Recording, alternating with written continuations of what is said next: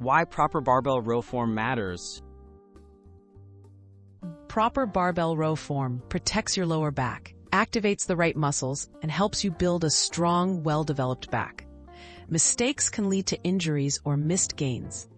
Learning the essential cues not only boosts muscle growth, but also builds safer movement patterns for other gym lifts. Setting up for success: grip, stance, and bar position. Begin by standing with your feet shoulder-width apart. Grip the bar just outside your knees, palms facing down. Keep your shins close to the bar and maintain a neutral spine. Hinge at your hips, not your lower back. Your chest should be up, shoulders above the bar, and eyes fixed a few feet in front of you. Core engagement and back alignment. Brace your core before you lift. This means tightening your abs as if preparing to take a punch.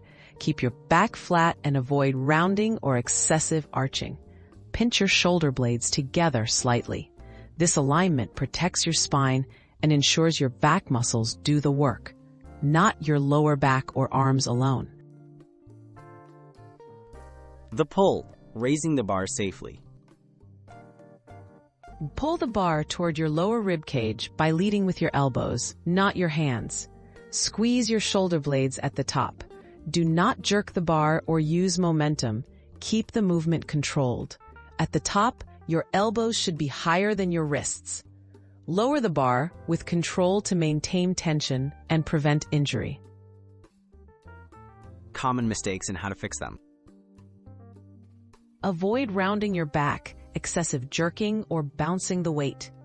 Don't let your shoulders shrug or lose control during the eccentric phase. If your form breaks, reduce the weight.